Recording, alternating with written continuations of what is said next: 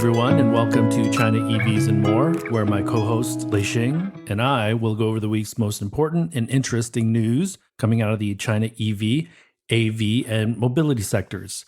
What Lei and I discuss today is based on our opinions and should not be taken as investment advice. If you enjoy this room, please help us get the word out to other enthusiasts, and of course, tune in again next week.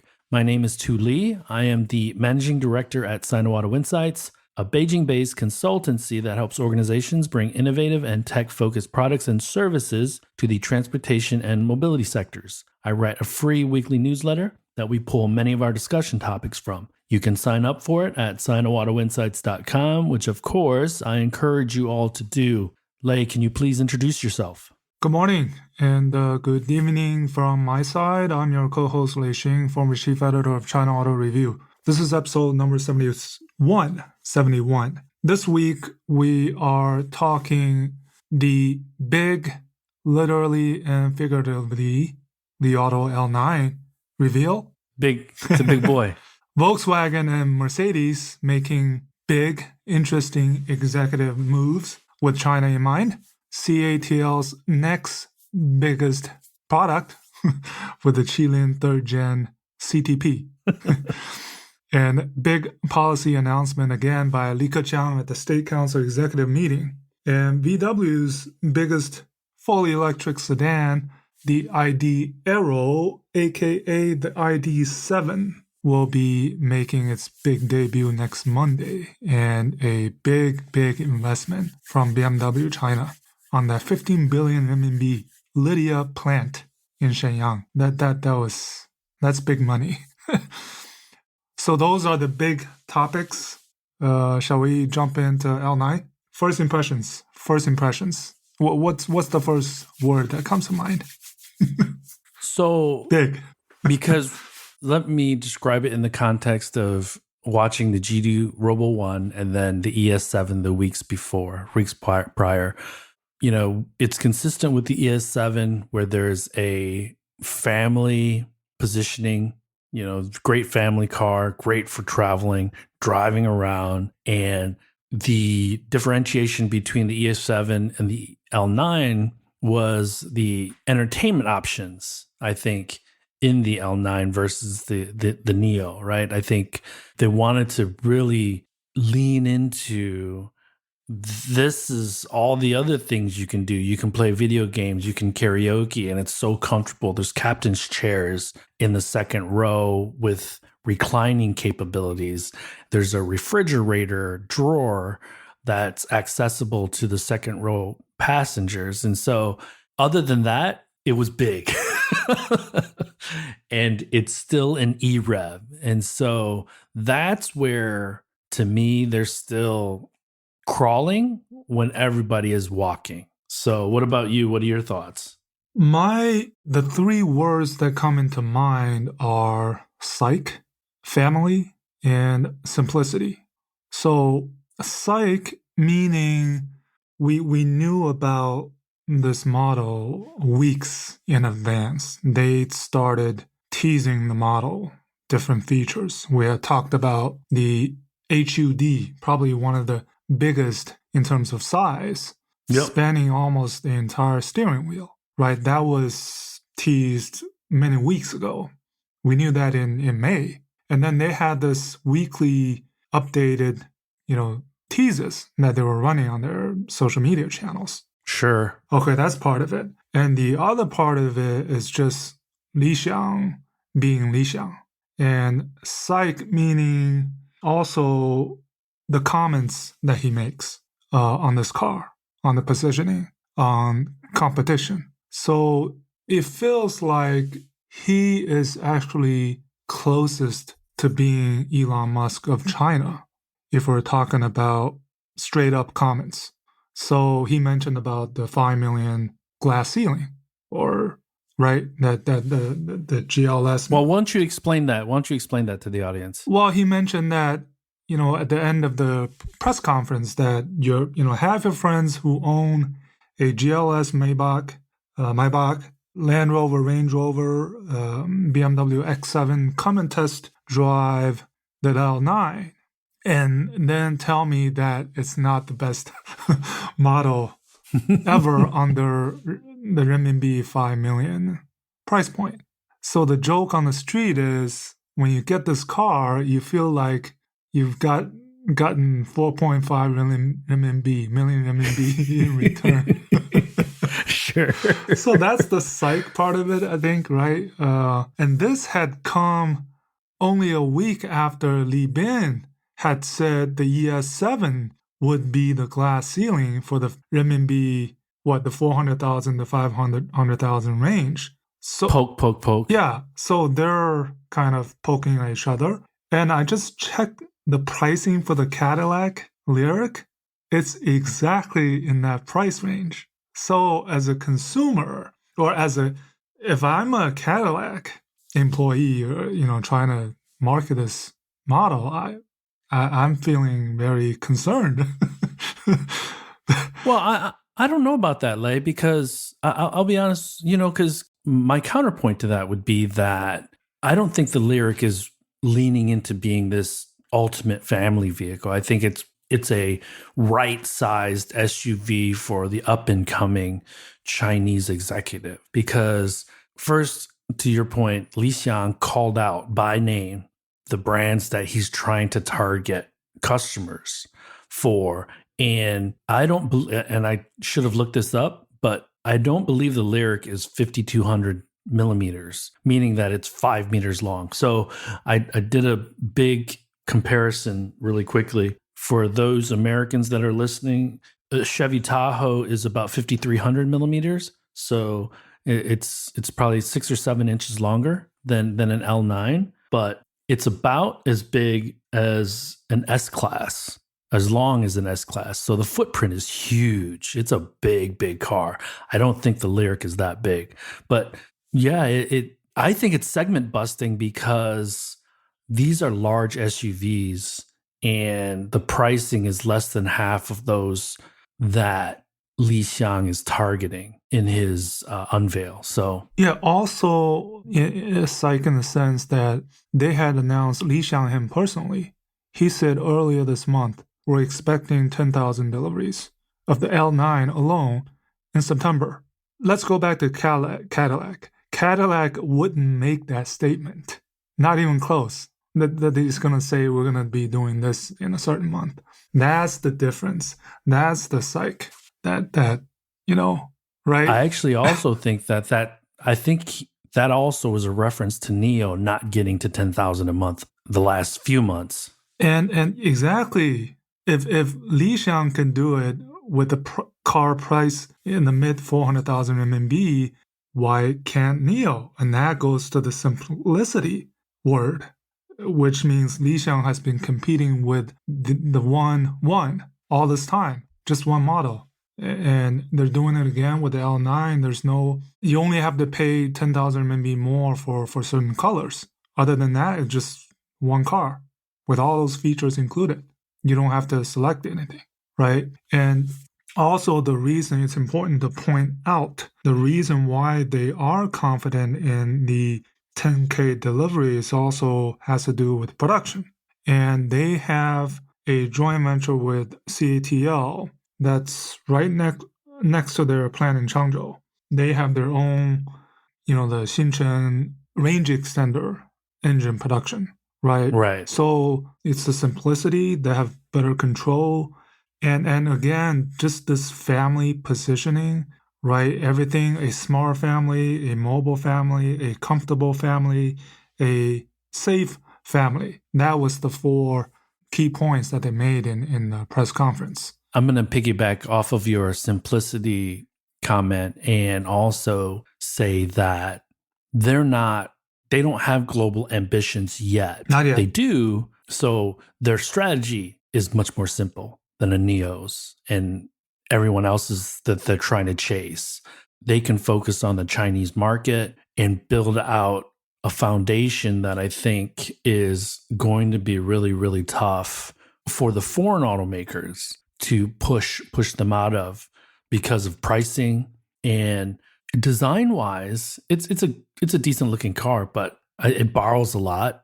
Number one. Number two, I I don't really see that much of a difference from the Li 1 to the L9 from a design standpoint. Interior, I do, obviously, but exterior, it's like just a bigger version of the L1 or the Li 1. So, Yeah, so, it's in terms of cannibalization, I think they maybe have less to confront because Neo has now 6 models, where the 2 models now, they're what, 112,000 MB difference?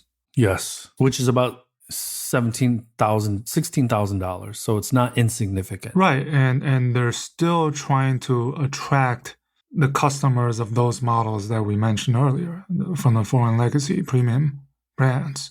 Right. And it seems that they're pretty confident that they can do so. 2 models, let's say 10,000 each, they get to 20K, and they're not cheap. Yeah, and that's the reason I'd said that they're segment busting with the L9 because they're going after the ultra premium large SUV market, not ultra premium. Let's just say premium luxury large SUV market at half the price. And so if the X7 sees any softness, the GLS sees any softness, and it will, and for sure it will. They're going to take customers from both of those brands and products for sure. If they take a lot, then BMW and Mercedes are going to have to decontent and then repackage those 2 cars in a more affordable product, in a more affordable version. And the specific positioning of the L9 is for families that have 2 kids and 3 generations. Okay, so and going back to Li Xiang himself, first, he's probably the most knowledgeable about customers among all the CEOs of the smart EV startups out there because he was from Autohome. And, the current guy in charge of marketing, the guy in charge of PR, they're all former Autohome chief editors. Did you know that? I did not. So that's interesting. And they have a KOL who's done a lot of videos for them, also used to be with Autohome. But I think that you're making a good point. I think this is worth noting that their management team is much more China focused than it is international. Because if we look at a Neo, they've already started hiring, or they already have executives in Europe. They've already announced hiring in the United States and stuff like that. And so I think this kind of reflects on their priority of China being the number 1 market. Yeah, and I also read somewhere, this number could be wrong, but I read somewhere that they've already produced 1,000 of these L9s to do what? To a week in advance of the press conference, they had already media test drive and do reviews on the vehicles. Okay, and their PR team they don't seem to have normally a PR company that kind of hassle the media and say, you want to post this or yes, right, post that. They just let you do it, and they just let you post whatever content straight. So from that standpoint, they're kind of very transparent, and I think the marketing leading up to the launch, the cadence and all these reviews that are coming out was talked a lot as well itself. And just yesterday, right, Li Xiang tweeted CATL's announcement on Weibo, basically confirming they're a customer. So things like that, And just a reminder to the audience, this schedule that you're talking about, they probably had it in place because of the auto show, and they had to massage it a little bit. And so these breadcrumbs that we saw over the last several weeks, they were probably already sorted out before the auto show was postponed indefinitely. And so they still needed to slot them into certain dates. And maybe that's also why they have these cars available, because the auto show was supposed to be in April.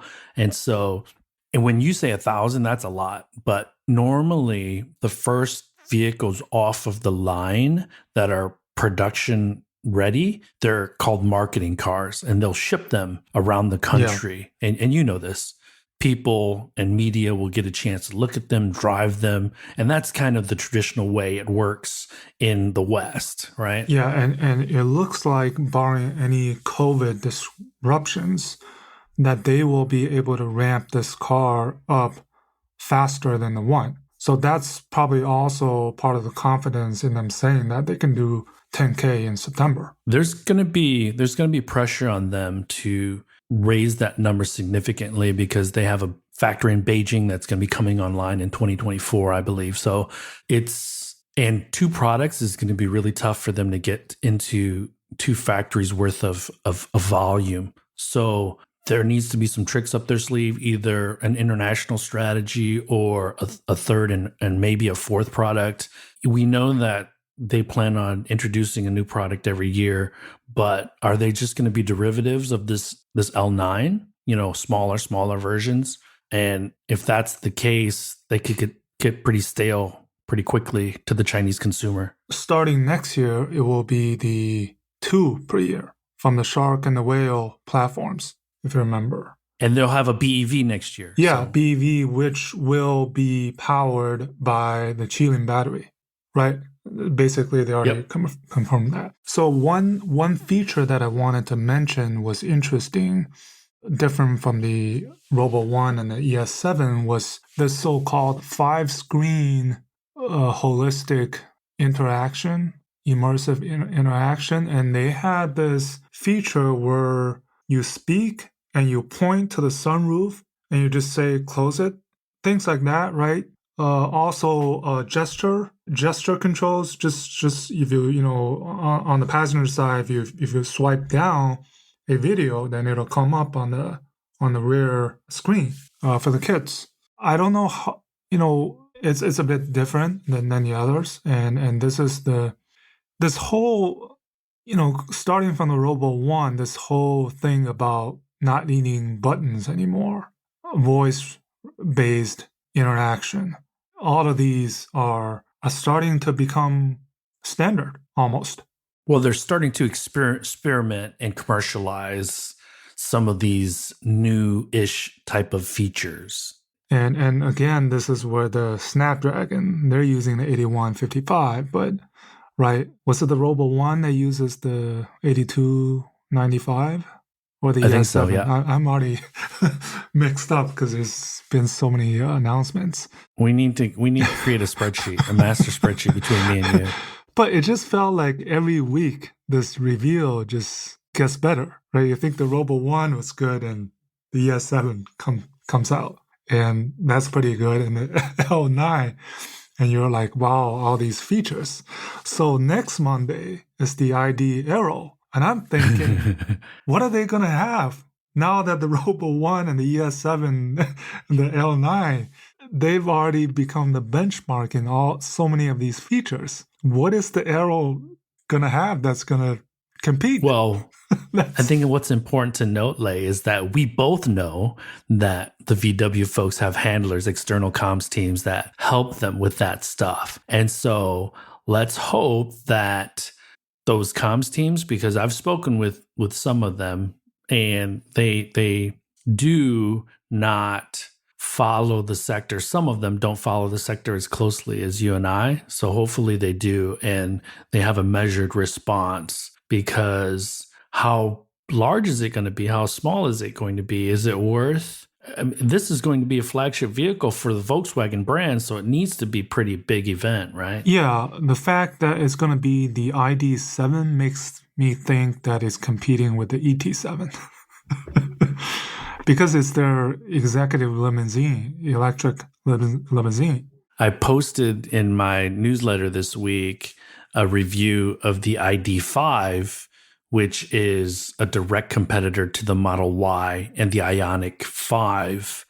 And it just doesn't bring the goods, according to the Car Magazine reviewer from the UK. And so this ID7, again, if it's a derivative of the current ID series, I just don't know how it's going to be able to compete on day one here in China. So I am curious to see how they make comparisons to what's out there currently and what's going to be out when the ID7 actually launches. It's just a huge uphill battle from here on out.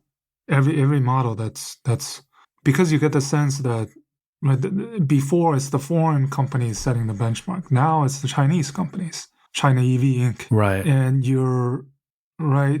I mean, I got to call this out, Lei, because you and I, we're in a lot of WeChat groups together and not together. But some folks are talking about stuff that you and I have talked about 6 months ago, 3-4 months ago. And so it's cool to kind of be validated, but come on. Like the whole thing, there's been a lot of articles about Volkswagen recently.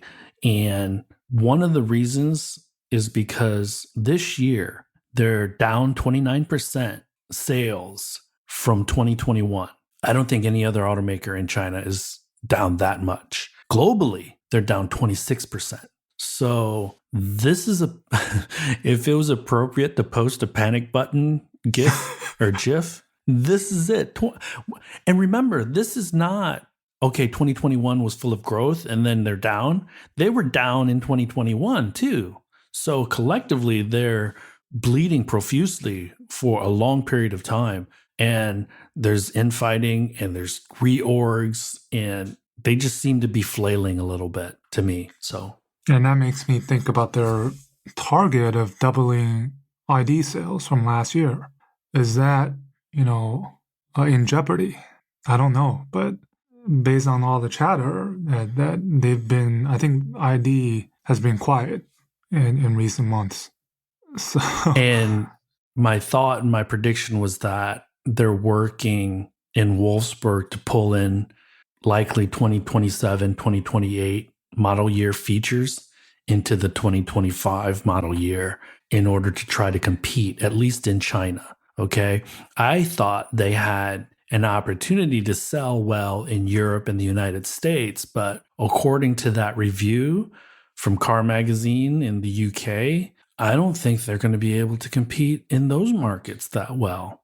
Definitely below expectations. We can be sure of that. So the China board announcement, right? Yeah. Should we move on let's move on to another topic. So there's two interesting moves one by Volkswagen, the other by Mercedes, all China related, VW with the China board and Mercedes now having the highest profile Chinese in the CSO, the Chief Strategy Officer position. Right. Paul Gao, he's well known in the industry from McKinsey. He used to attend our conferences back in the way back in the days. So now seeing him. I've asked a few questions to my network about him. And so he's an ex-auto executive. If it was a career consultant, I would be a bit more skeptical of them hiring a McKinsey, 25-year consultant, but he does have some automotive chops. And he's was one of the automotive leaders for McKinsey here in China. So. Yeah. And Volkswagen bring in a guy who used to be the advisor to Huawei's automotive business, though he's still a foreigner, he's still German, as the CTO of Group China. This is the crazy thing, Lei. They're adding layers. That's the crazy thing. How do you go faster if you add layers? I don't get that. But I think the difference with the two separate announcements is with the Mercedes, it's more China into the global, because specifically Paul will be in charge of kind of influencing the global decision making based on what's going on in Asia, right? So this is global implication where Volkswagen's the other way around, is trying to be more China, be more Chinese, be more China speed with these set of appointments. And they're all long-term inside Volkswagen people, with the exception of the guy from Huawei and BAIC. I'm just going to call this out, Lei. I don't know why Volkswagen doesn't feel comfortable hiring more Chinese executives to be part of the management team. It boggles my mind. And the Mercedes appointment is sharp contrast, right? Yeah, that's what I don't get. I want VW to do well. I want them all to do well. You and I have talked about this. They're not all going to do well. And we've talked with Stefan Wallenstein, right? He's, he finally got a shout out from Dr. Dees on LinkedIn. In that presser, there was no mentioning of him, but right. But I guess the scrutiny will be how much autonomy do you really have, even with this China board? That's my question. That's my, I put a question mark on that, even though they talk about China's speed being faster. And you have now these executives, one or two, they might know China pretty well, but the new CEO is, right, Ralph is new. He's coming from Russia. Well, the CTO, the other guy is from Russia, but Ralph, I mean, he's right. He's new to China, right? So let me also point this out because I've said this in previous podcasts. You know this. I've said this to you in private plenty of times. If we're going to get serious about technology, we need technology executives. Volkswagen hasn't done that. If we want to be serious about China and Asia, we need China executives. That just makes sense. Mercedes acknowledges that. Volkswagen, crickets. So saying that you're creating a China board and this guy's going to be the top of the China board. Now we have two boards. Now we have a German board, a global board, and a China board. That just creates layers. Yeah, some of the Volkswagen's moves, it just doesn't feel right? Something's off. It feels right if they want to keep shrinking their market share. Yeah, I mean that's our common consensus that something's off. But it's been announced, it's been decided, so we will see. I think let me articulate to the audience what I believe we are so concerned about, because Volkswagen was the top dog here for a very, very, very long time. And so they have all kinds of insights and data, and they should have seen this coming. They didn't. Whether it's because of Dieselgate and they took their focus off of really building a long-term strategy for China, or is it because they've focused too much on China and were just printing that money? And I'll give you the equivalent, and I'm sorry to be jumping around, but CATL wasn't resting on its laurels for being the biggest battery supplier and being the cheapest. They're still innovating, right? And so it's very clear with the ID series, generally speaking, that these guys, the product planners, didn't understand the China market, which is their most important market. So that's the head scratcher, and they're continuing to show us. They're telling us one thing, but they're showing us another, that they still don't understand the China market. That's, I think, and you tell me if I'm wrong, but I feel that's our collective concern about what Volkswagen has been doing and is doing. Yeah. We wish them the best of luck. But like I said, I tweeted that Ralph, he has to, the entire Volkswagen board or senior management, they have to forget about the past success. Recognize it, forget about it. You're starting anew. You're starting from the back of the pack. You're catching up. You no longer have that leadership position. Just have that understanding and right, and then go from there. I wouldn't count them out, but it's. I mean, script is completely flipped, and since 2 years already. So, and in its simplest form, they just need to be faster at things, at doing things, at doing everything. And so easier said than done.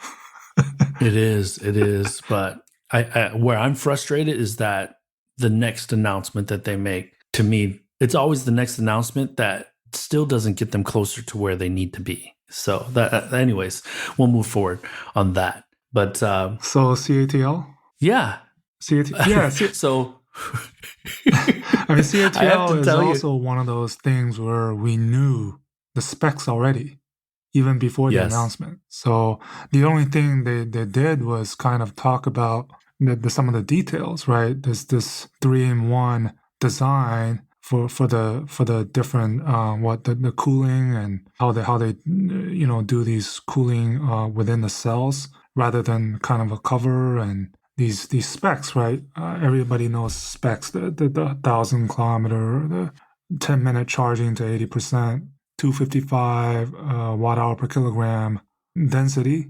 Cold weather. Yeah, the hot start, 5-minute hot start. And we also already know that, so the three companies that are appearing to be already customers are Li Auto, Neta, and the latest I'm hearing is Avatar. What do you think? So I'll do a bit of self-promotion. Danny Lee from Bloomberg contacted me, and he's, hey, are you going to be listening in on the CATL announcement? He pings me yesterday, and I'm like, yeah, I'll listen in. And it was 4 minutes long, right? And it was a pre-made video, so I was like, okay, we kind of knew all this stuff already, right? And so it was kind of disappointing, like, because there's still a lot of questions, and we're in a group chat with one or two people that we're all kind of puzzled about certain specifics. And so, oh yeah, the volumetric efficiency, debatable. And so it keeps CATL on the innovation side as opposed to the cost side, which I think is important because BYD is nipping at their heels. And so they need to keep leverage somehow, some way outside of just cost, right? Lowest cost provider. So yeah, in retrospect, I remembering attending the 2019 Frankfurt Motor Show, and CATL had a booth, and that was when they had announced the CTP 1.0, which had the 55% efficiency, and now the 3.0, the third gen, is 72%. And Steve Lemine, he reminded me that our Next Energy had 76%. With their Gemini. Right. That's the Gemini? Okay. But anyways, so I think in retrospect, though, I didn't expect the CTP to become such a key hot topic 3 years later, right? When you're looking back, okay, it's CTP, a new structural tech, and now it looks like it's becoming mainstream, right? BYD's Blade is already CTP, and it's in large quantity. It's in right? Yeah, until, I mean, the Blade battery, the BYD Blade battery is LFP, so it's different chemistry, but it should be noted that they compared the Qilin battery to the 4680. In my opinion, and I know Taylor's listening, there's still theories because they're not mass produced. And do I think CATL will fulfill their commitment of mass producing this Qilin? Yes, because Tesla announced the 4680 in 2020, October or September of 2020. The battery day, right? Yeah. Yeah, being produced in mass quantities. And so the race is on. I go back to, the best ability is availability. But if the 4680 comes out in early 23 and the Qilin comes out in around the same time, then the other OEMs will have the same type of features and range capabilities that the 4680 is supposed to have. And I would imagine that CATL is going to be able to manufacture those battery cells more affordably than the 4680. So maybe that advantage that the 4680 was supposed to give Tesla is now off the table by the end of 2023. So and also the debate on the cylindrical cells versus the what's the word, the square, not prismatic, but that's the CATL route. Yeah. Let me go through the list of interesting things that I thought happened this week, because I'll definitely want your take on a couple of them. There was an editorial or opinion piece in Fortune magazine about Tesla because Elon had tweeted that we're not going to build in a country that doesn't allow us to sell and service our vehicles. So there's an Indian American who wrote an op-ed in Fortune magazine that said, behind the scenes, Tesla actually wanted to import Chinese made Teslas into India, and that's what he wanted to sell and service. And you and I know that would be a non-starter because of the current relationship between China and India. So this PR campaign about, oh, woe is me, India's not allowing us to manufacture locally and they're not being flexible. But that kind of gives you a behind the scenes look at these public relations campaigns that Tesla is throwing out to try to pressure. Because what they're doing right now is trying to negotiate between India and Indonesia or other Southeast Asian countries. Okay? Because I'm going to be quite frank. I don't think Tesla wants to have 5 million, 6 million units of capacity in China. I think that's going to be a non-starter, but they want to get the best deals that they can. And so, well, Tesla is doing that production stop in July, right? At the Shanghai Giga to increase capacity, reportedly 2,000 a week. Does that sound right? 2,000 a week? 2,000 a day, I think. Or a day?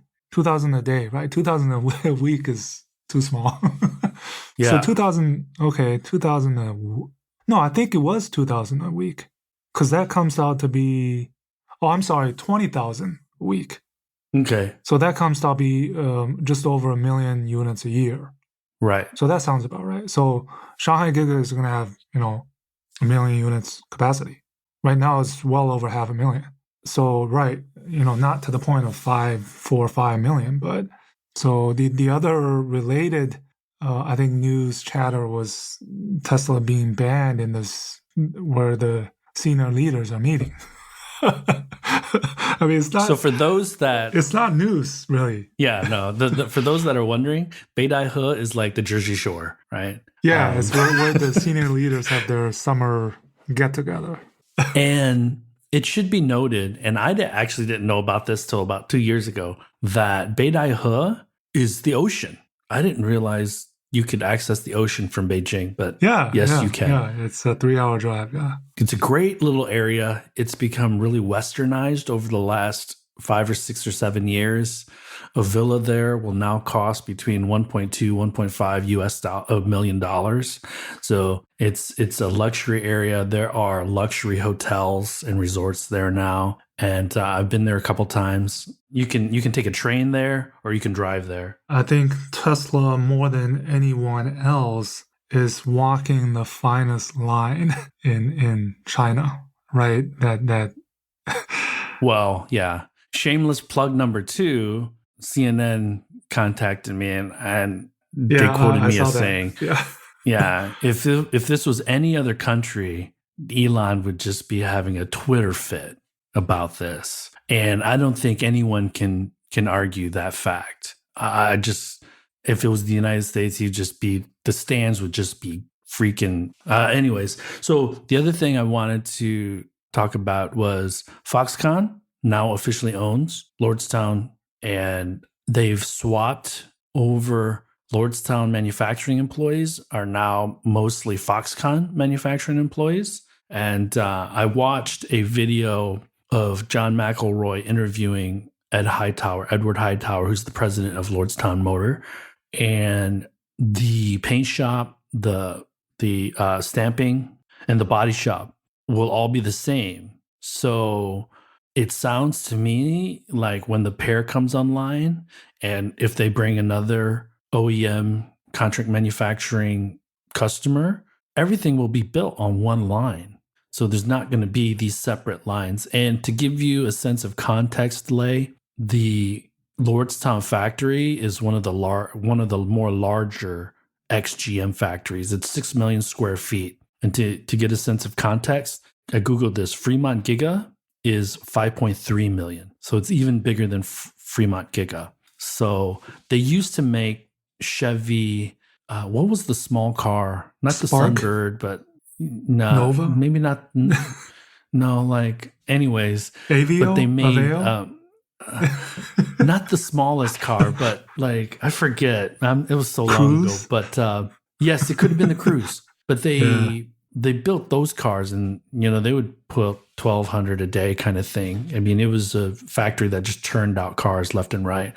So Foxconn has a lot of floor space to fill. And if it's one line, then the likelihood of so they need more customers using their MIH or Motion and Harmony platform if they're going to use one line, because the parts bin is going to have to be shared quite a bit across these multiple, because it doesn't make sense to build on the same line if every single part for each vehicle brand is different. Okay. And I didn't get a clear sense of whether or not there's different assembly lines for the brands, but if the sharing body shop, paint shop, and stamping, there's not going to likely be different assembly lines. Could that facility become a Magna Steyr? I think it has to be. Okay. You know, because think so of it's it. doable because Magna Steyr has done it, right? Yes. But is Magna leaning into their own hardware software platform? I don't know. But see, that's the thing. And so this got me thinking, because now we have our first major foreign Asian contract manufacturer entering the United States. Okay. Acquiring one of the larger factories in the US. And my next thought was ELMS, or Electric Last Mile Solutions, who is going to liquidate their assets in a bankruptcy. So ELMS SPAC'd a couple years ago. They ran out of money. They were building small commercial vehicles and were going to build the platforms in China, import them to the United States for final assembly. That never happened. They never got the platforms because of COVID, and they just started bleeding money. And the reason I bring them up is because they own a factory in Mishawaka, Indiana, that used to build the Hummer. So I'm betting, Lei, that the strat planning teams of a NIO, of an XPeng, of a Li Auto, of a BYD are all kicking the tires on that Mishawaka, Indiana factory. And it's going to go up for auction when they sell those assets. So that could be the next factory that gets sold to a foreign automaker, namely a Chinese foreign automaker. So yeah, well, somebody would, see if they can repeat what Tesla did with the Fremont factory, which was what GM Toyota joint venture, right? In the early days. Could that happen? We'll see. Because Tesla bought that factory for pennies on the dollar, effectively. So the other thing I wanted to talk a bit about is NIO in the news for the wrong reasons, right? That accident that killed two people. Tragic accident. So first of all, condolences, to the employee. That was a NIO employee and an employee from a partner, so probably one of their suppliers. But going back to the incident itself, I think, you never, this is how, right? 1 week they're so high, and the next week something happens and they drop from 10,000 feet, 30,000 feet. That's the feeling you get, right? But I think NIO made a PR blunder by saying that in the first statement they put out, which they deleted on Weibo, they said at the very end that the vehicle had nothing to do with the incident, which came off as cold to many people. And so they reworded the statement and put it out a second time, deleted the first one. I think in this type of situation, you never, right, before that's confirmed, you have to word it differently. You never say that maybe it's true, but irked a lot of people, I think. But as it should. Yeah, but I think from the other point that the strange accident, supposedly the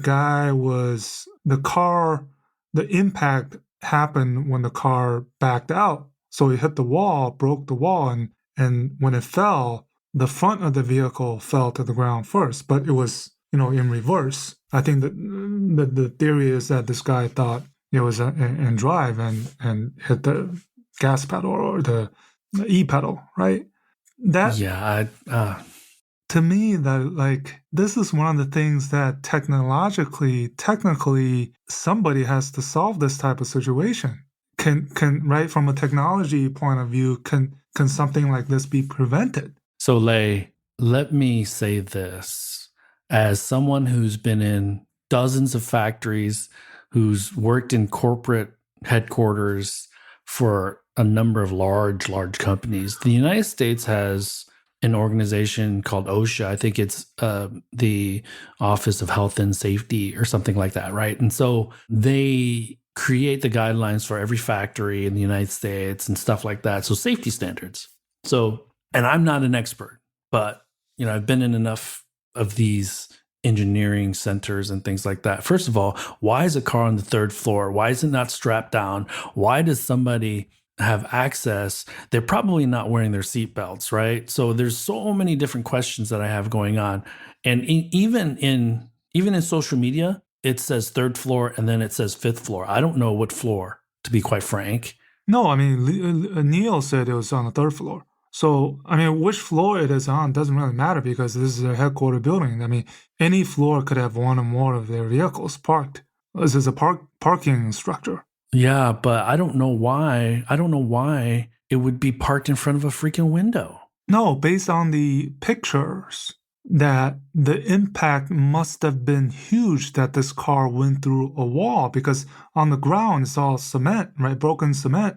So the impact must have been huge to break through let's say there's a protective wall structure behind the parking space. Which should never, there should never be a car up there that's not strapped down properly. That's what I'm saying, right? Like, yeah, well, I mean, we can go on and on to debate this, but still, I'm just saying, one, a little bit of PR blunder. Two, safety. When we talk about safety, there's so many different ways to, talk about safety, and this is a extreme situation that usually doesn't happen.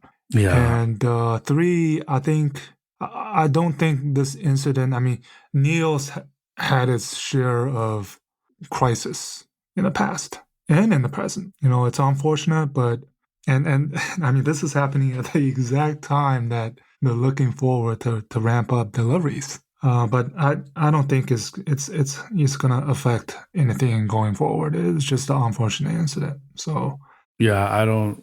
It just seems a bit like a head scratcher. Like they don't have the right safeguards or fail safes in place. Yeah, definitely a lesson for them. In this type of situation. Let me see. The last thing I wanted to mention was that Deep Route has added their hardware and software stack to medium-sized commercial vehicles and are working with a company, Deppen. Deppen, one of the delivery, shipping delivery companies in China, commercial shipping. Yeah. So it's short haul because it's smaller, medium size. So to me, it's like a Gatic in the United States. And so good for them. I think Maxwell emphasized getting Deep Route's hardware and software into more vehicles. So I think this is another way that they're trying to do that, right? Yeah, and Pony started in Shenzhen. So basically now all 4 tier 1 cities, they're the only one, I believe. Yeah. I'm hearing things about Pony that they're kind of a mess, but okay. I could be wrong. Have you heard anything about? No, I haven't heard, but yeah. Normally that means that they're trying to figure things out, right? If they're radio silent. That brings us to the end of this week's show. Lei and I thank you for tuning in. My name is Tu Lei, and you can find me on Twitter at Sino Auto Insight. That's SinoAutoInsight. You can find Lei on Twitter at LeiXing77. That's LEIXING77. If you wouldn't mind rating and or reviewing us on Apple Podcasts, Spotify, or wherever you grab your podcast from, we'd appreciate that as well. Even better, if you enjoy this show, please tell your friends about it. Please join us again next week as we track down all the latest news on China, EVs, and more.